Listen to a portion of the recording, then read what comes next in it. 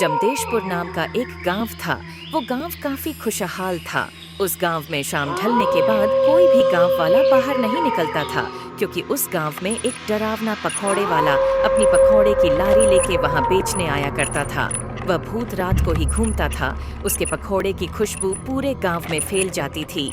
वो पकौड़े की खुशबू से गांव वाले आकर्षित होने लगे थे और अपने घरों से बाहर आ जाते थे। तभी भूत उन्हें गला पकड़ के अपनी पकौड़े की दुकान पर ले जाता था और उन्हें मार देता था।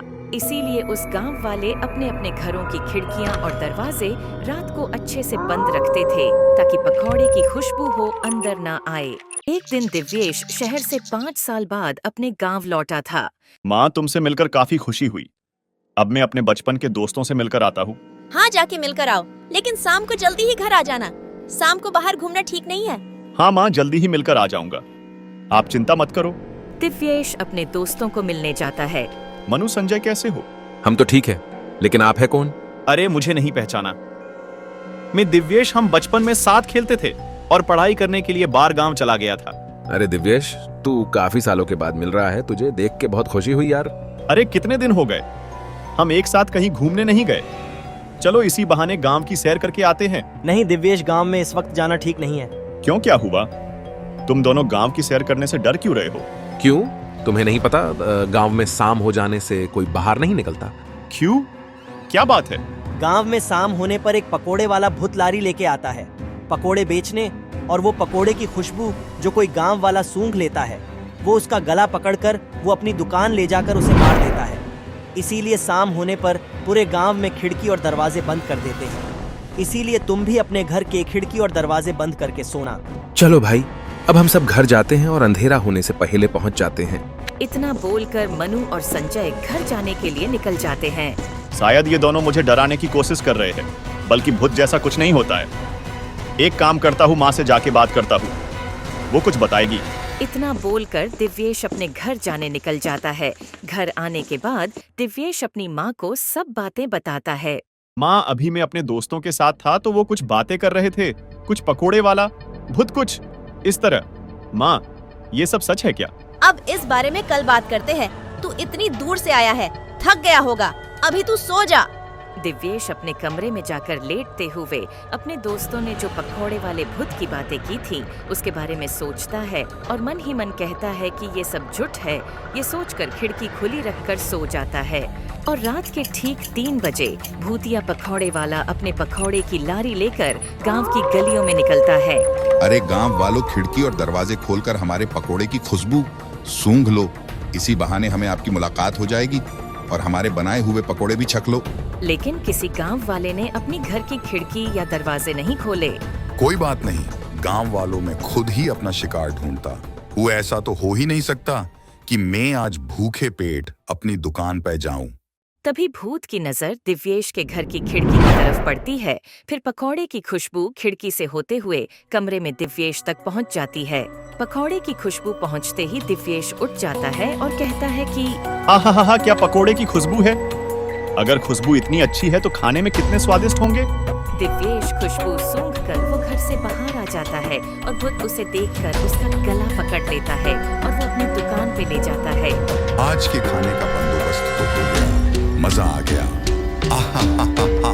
दिव्येश ये सब देखकर डर जाता है और वो भूत को देखकर पसीना पसीना हो गया। दिव्येश डरते हुए भूत से कहता है, बब, मुझे छोड़ दो प्लीज। मैंने कुछ नहीं किया। मेरी भूल है कि मेरी माँ और मेरे दोस्तों की बातें नहीं मानी और खिड़की खोलकर सो गया। तुम मुझे छोड़ दो। तुम जो बोलोगे वो मैं करने के लिए तैयार हूँ। मैं तुम्हारी दुकान का झाड़ू पोछा भी कर दूंगा, बर्तन भी धो डालूंगा। नहीं, कोई फायदा नहीं। अब कुछ नहीं हो सकता। मेरे मुंह का निवाला मैं कैसे छीन सकता हूँ? अब मैं पूरे गांव वालों को नहीं मार देता, तब तक मुझे चैन नहीं आएगा। दिव्येश भूत के सामने गिड़गिड़ाकर बोलता है, छोड़ दो प्लीज, छोड़ दो। लेकिन भूत उसकी एक बात नहीं मानता। जब भूत अपने बड़े बड़े नाखून वाले हाथ दिव्येश की ओर आगे बढ़ता है, तभी दिव्येश के गले में तावीज लटकते हुए देख लेता है। वो देखकर भूत चौंक जाता है। ये तावीज तुम्हें कहाँ से मिला? सच सच बताओ, वरना मैं तुझे खा जाऊंगा। ये तावीज मुझे अपने पिताजी ने दिया था। मेरी माँ ने बताया था कि ये मेरे पिताजी की आखिरी निशानी है। अब वो इस दुनिया में नहीं है। ये सुनकर भूत शांत हो गया और वो भावुक हो गया। ये तावीज मेरा है और मैं तुम्हारा पिता हूँ। क्या बोल रहे हैं? मैं कुछ समझा नहीं। दिव्येश को भूत ने जो कहा वो कुछ नहीं समझ पाया। तब उस भूत ने पूरी कहानी बताई कि कैसे वो डरावना भूत बना। देखो दिव्येश बेटा, इस गांव में मैंने पहली बार पकोड़े की दुकान खोली थी। मेरे बनाए हुए पकोड़े दूर दूर तक लोग खाने के लिए आते थे। एक दिन इस गांव का सरपंच का बेटा राजेश ने हमारी दुकान के सामने अपनी पकोड़े की दुकान लगा दी। उसके पकोड़े मेरे जितने स्वादिष्ट नहीं थे और बासी पकोड़े बेचता था, इसीलिए कोई गांव वाला उसके पास पकोड़े खाने नहीं आता था। मेरे बनाई पकोड़े ताजा और स्वादिष्ट होते हैं और उसकी खुशबू से ही लोग अपने मेरी दुकान पर चले आते हैं और बहुत सारे पकोड़े खा के चले जाते हैं। और एक दिन ऐसा हुआ कि उस सरपंच का लड़का मेरे से बदला लेने के लिए चुपचाप रात में मेरी दुकान को जला दिया और साथ ही साथ मुझे भी जला दिया। तब से मैं भूत बन गया हूँ। मैं उसे जब तक बदला नहीं ले लेता तब तक मेरी आत्मा शांत नहीं रहेगी। लेकिन पिताजी, आपकी मौत तो सरपंच के बेटे की वजह से हुई है, तो आप इस गांव वालों को क्यों डरा रहे हो और मार रहे हो? दिव्येश बेटा, जब मेरी दुकान में आग लगी थी तब किसी ने भी मेरी मदद नहीं की। सभी गांव वाले खड़े खड़े तमाशा देख रहे थे, इसीलिए सबको मार दूंगा। मैं सरपंच के बेटे को मैं अभी तक नहीं मार पाया, क्योंकि वो हमेशा अपने घर की खिड़की बंद रखता और अपने घर के दरवाजे को हमेशा बंद रखता ताकि पकोड़े की खुशबू उसके घर के अंदर नहीं जा पाए। पिताजी, आपके साथ बहुत बुरा हुआ है, लेकिन मैं आपकी मदद कर सकता हूँ। लेकिन आपको एक वादा करना पड़ेगा, आप गांव वालों को मारेंगे नहीं। भूत दिव्येश की बात मान लेता है और एक योजना बनाता है। दिव्येश की योजना के अनुसार एक दिन सरपंच के बेटे के घर की खिड़की पर पकौड़े की डिश रखाता है। पकौड़े की खुशबू से सरपंच का बेटा घर से बाहर आता है। मैं तुझे मार डालूंगा, तभी मेरी आत्मा को शांति मिलेगी। लेकिन मैं क्यों? तुम्हारे पास दिव्येश खड़ा है, उसको तुम कुछ नहीं कर रहे, सिर्फ मुझे ही क्यों मारना चाहते हो? क्योंकि तुमने मुझे मार डाला, तुम मेरे कातिल हो। ये दिव्येश नहीं है और ये गांव वालों का भी कोई कसूर नहीं है। मैं तुम्हारा कातिल कैसे? कौन हो तुम? ये बात सुनकर भूत अपने असली चेहरे में आ जाता है। अरे रामू, तुम? प्लीज मुझे माफ कर दो। हाँ, ठीक पहचाना मैं रामू। तुमने मुझे मेरी दुकान पे जलाकर मार डाला था, कुछ याद आया?